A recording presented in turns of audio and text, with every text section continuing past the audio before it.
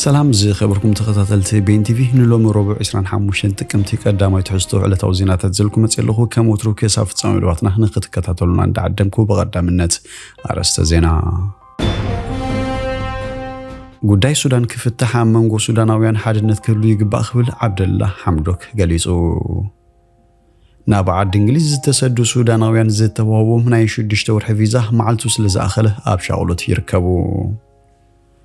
ኣብ ቃዛን ናብ ኣሰ ዝኸይድ ዘሎ ሰብኣዊ ቅልውላው ንደቂ ኣንስትዮ ብዝያዳ ግዳያት ይገብር ኣብ ሰሜን ሸዋ ሓያል ናይ ተኽሲ መጥቃዕቲ ከም ዝተፈጸመ ተገሊጹ ኣብ ክልል ኣምሓራ በሰንኪ ዝገደደ ጸጥታ ስክፍታታት ከም ዝለዓዓለን ካልእን ዝድህስስ መደባት ሒዘልኩም መጽለኹ ሰናይ ናይ ምክትታል ግዜ እንዳተመነኹም ኣብዛ ቻናል ድማ ናይ ወትሩ ተኸታተልቲ ንኽትኮኑ ሳብስክራይብ ብምግባር ናይ ደወል ምልክት ክትጥውቁ ብኽብሪ ይዕድመኩም ጉዳይ ሱዳን ክፍትሕ መንጎ ሱዳናውያን ሓድነት ክህሉ ይግባእ ክብል ዓብደላ ሐምዶክ ገሊጹ ቀዳማይ ሚኒስተር ነበር ዓብዱላ ሐምዶክ ኣብታ ሀገር ዝወጽል ዘሎ ግጭት ነባር ፍትሐን ምርካባ መንጎ ሱዳናውያን ሓድነት ክሉ ጸውዮ ክትብል ሱዳን ትሪቡን ገሊጻ ሐምዶክ ነዚ ዝበላ መኽፈት ናይቲ ኣብ ሱዳን ዝካየድ ዘሎ ኩናት ከብቀን ሓባራዊ ዲሞክራሲያዊ ሲቪላዊ መንግስቲ ንምስራትን ኣብ አዲስ አበባ ዝተኻየደ ናይ ሰለስተ መዓልታት ኣኼባ እዩ በቲ ኩናት ሰላማውያን ሰባት ግዳያት ይኾኑ ከም ዘሎ ብምዝኻር ድማ ክልቲኦም ወገናት ንሰላም ኣበርቲዖም ክሰርሑ ተማሕጺኖም ኣብ 25 ጥቅምቲ 2021 بعلوات أليو زنبر عبد الله حمدوك مس جنرال البرهان أب زنبر السماء ب21 حدار ناب سلطان كملسكي اليوم كدايم مينستر السودان عبد الله حمدوك مس وتدرو وجل بمخان السودان كابور كاتن مدحان ككايد صنح صارتات كعوت بزي مخالو سلطانو خحد كام زوسن يفلت عبد الله حمدوك سلطانو كحد كاب زدفافالو نطبታት حدون معالتاوي ان عبي زمص زلو تقامو حزبن زسعبون زلو موتن مؤصلتن مخانو زتفلاليو وغنات يردو ኣብ ጥር 2022 ወርሒ ድሕሪ ምስ ወታደራዊ ጉጅለ ዝተፈጸመ ስምዕ ስልጣኑ ዝሓደገ ሐምዶክ ካብ ሰልፍን ናጽነትን ለውጥን ሱዳን ማለት ኤፍኤፍሲ ብምውጻእ ኣብ ዞባዊ ጉዳያት ኣተኪሩ ይሰርሕ ከም ዘሎ ይፍለጥ ናብ ዓዲ እንግሊዝ ዝተሰዱ ሱዳናውያን ዝተባሃወሙ ናይ 6 ወርሒ ቪዛ መዓልቱ ስለ ዝኣኸለ ኣብ ሻውሎት ይርከቡ በሰንኩ ኩናት ናብ ዓዲ እንግሊዝ ዝተሰዱ ሱዳናውያን ዝተዋወሙ ናይ 6 ወርሒ ቪዛ ክውዳ ኣብ ዝጀመሩሉ ዘለዋን ኣብ ስጋት ከም ዝርከቡ ጋርዲያን ሓቢራ ገለ ካብቶም ድሕሪ ኩናት ሓድሕድ ብእንግሊዝ ተደገፉ ሰባት ብዛዕባ መጻኦም ካብ ቤት ጽሕፈት ውሽጣዊ ጉዳያት ዝተረኸበ ሓበሬታ ከም ዘለ ይዛረቡ ኣብ 26 ጥቅምቲ ነተን 6 ኣዋርሒ ወዲን ምስ ቪዛ ዝኾነ ነገር እንተ ዘይፈጢሩን ምን ዋሓንተ ዘይተገርለይን ዘይሕጋዊ ስደተኛ ክኸውን ዝብል ስክፍታለን ትብል ኣብ ርእሰ ካርቱም መምህር ዩኒቨርሲቲ ዝነበረት ዓዛ ኣሕመድን ዓዲ እንግሊዝ ኣብ መንጎ ክልተ ጀነራላት ሱዳን ውግእ ድሕሪ ምጅማሩ ካብ 25 ሚያዝያ ክሳብ 3 ግንቦት ናይ 2450 እንግሊዛውያን ካልኦት ዜጋታትን ካብ ሱዳን ኣውጽኣያ ኣብ ጉዳይ ሕጊ ተዋጻሪት ጉዳይ ኢሚግሬሽን ዝኾነት ካትሪን ሶርያ ናብ ዓዲ እንግሊዝ ኣብ ዝኣተውሉ እዋን ከመይ ጌሮም ጻንሕቶም ከናውሑ ከም ዝኽእሉ ወይ እንታይ ዓይነት መሰላት ክሓቱ ከም ዘለዎም ከም ዘይተሓበሮም ገሊጻ ኩናት ሓድሕድ ጀነራላት ሱዳን ሻድሻይ ወርሒ ኣውፂሩሉ ኣብ ዘሎ እዋን ሞት ሰላማውያን ሰባት ስቃይ ዕንወት ከውርድን ከሎ ሚሊዮናት ሰባት ድማ ካብ ቤት ንብረቶም ተመዛቢሎም ተሰዲዶም ኣለው ኣብ ቃዛን ናብ ኣሰ ዝኸይድ ዘሎ ሰብኣዊ ቅልውላው ንደቂ ኣንስትዮ ብዝያዳ ግዳያት ይገብር ከም ዘሎ ተገሊጹ መንግስቲ እስራኤል ናብ ቃዛ ዝሃቦ ዝነበረ ቀረብ ከም ዘቋርጹን ሆስፒታላት ድማ ኤሌክትሪክ ይኹን ናውቲ ሕክምና ከም ዝተሓረመንን ብደብዳብ ነፈርቲ ከም ዝተሃስያን ሮይተርስ ሓቢሩም ኣብ ቃዛ ዝርከባ 50,000 ዝግመታ ነፍሶ ጸራት ቅድሚ ሕርሲ ክንክን ከይስእናን በዚ ኤሌክትሪክ ይኹን ናውቲ ሕክምና ኾልዳ ሓደገኛ ምዃኑ ዝተፈላለዩ ተጣበቕቲ ሰብኣዊ መሰላት ይጠንቀቖም ሕብራት ሃገራት ነዚ ኩነታት ብቁልጡፍ ፍታሕ ከናደሉ ድማ ይምሕፀኑም ናጅላ ሻዋ ድሕሪ መጥቃዕቲ እስራኤል ካብቶም ኣብ ከተማ ቃዛ ዝርከብ ገዝኦም ገዲፎም ንደቡብ ዝገዓዘት ኣማይት ኣሽሓት ሰብ ሓንቲያ ንሳን ክልተ ደቂ 9 6 ዓመት ደቂ ኣብ ሓደ ገዛ ምስ ካልኦት 57 ሰባት ኣቂባ ትርከብ ሰራሕተኛ ኦክስፋም ዝኾነት ናጅላ ንቢቢሲ ኣብዝሃበቱ ቃል መደቀሲ ክፍሊ ስለዘየለ ብፈረቓይና ንድቅስ ለይቲ ክኸውን እንከሎ ኣዝዩ ዘስካሕኪሑ ትብል ኣብዚ ሕጂ እዋን ደቃ እቲ ዝሕዝን ግን ኣብዚ ዕድመ ካብቲ ክፈልጦ ዝግብእን ንላዕሊን ዝፈልጣ ክትብል ተዛሪባ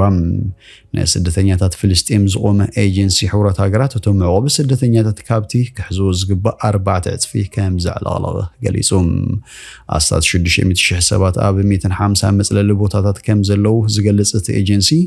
እዚኦም ኣብያተ ትምህርቲ ትካላት ጥዕናን ዝሓወሱ ምዃኖም ኣመልኪቶም ካብዚ ንላዕሊ ክቕበል በዘይምኽኣሉ ድማ ብዙሓት ሰባት ኣብ ጎደናታት ይሓድሩ ምህላዎም ሓቢሩ ኣብዚ ሕጂ እዋን ውድብ ሕቡራት ሃገራት ኣብ ወሽመጥ ጋዛ ዘለዎ ነዳዲ ሎሚ ምሸት ክውዳእ ከም ዝኽእል የጠንቅቕ ኣሎ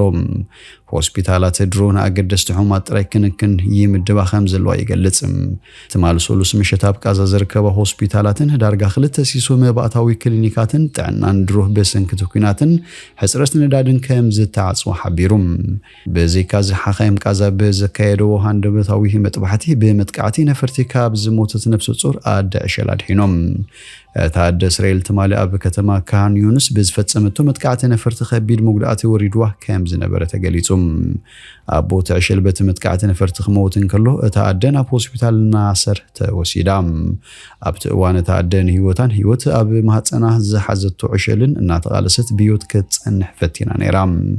ሕጂ ብርክት ዝበሉ ጸብጻባት ነቲ ሆስፒታል ብምጥቃስ እታ ኣደ ከም ዝሞተት ይሕብሩ ኣለዉ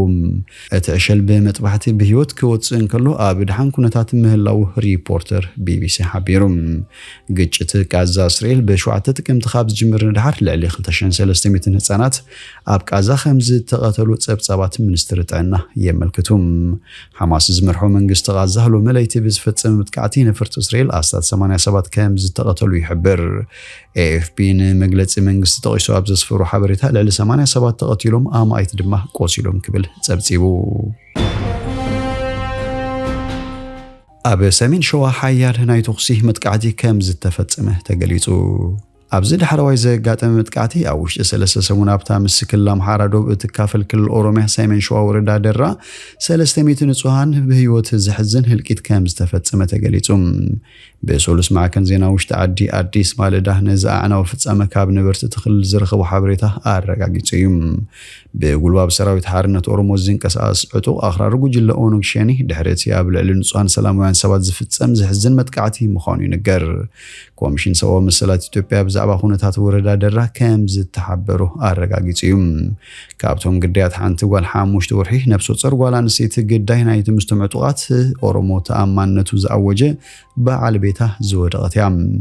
እቲ ዝሕዝን ግን ህይወት ሓዋ እውን ወሲዱ እዩ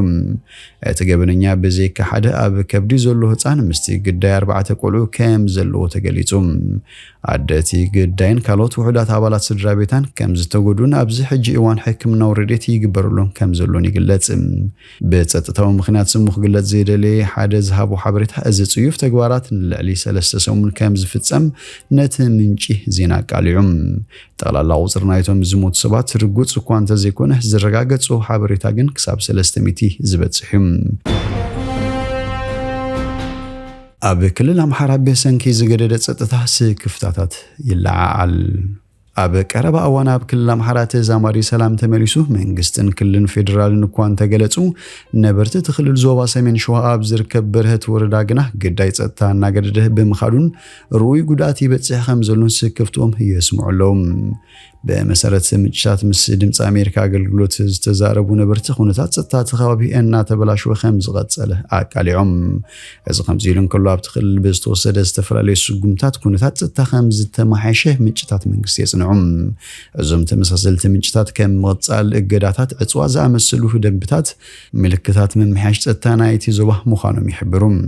ክፍሊ ህጹጽ እዋን ኣብ ዝሓለፈ ሰንበት ኣብ መላእቲ ዞባ ተዛማዲ ሰላም ከም ዝመስረተ ፍሊጥ እዩ ክፍሊ ህጹጽ እዋን ኣብ ጎንደር ደብረ ብርሃን ባህር ዳር ሓዊሱ ኣብ ገለ ከተማታት ዞባ እገዳ ዕጽዋ ከም ዝተቓለለ ሓቢሩ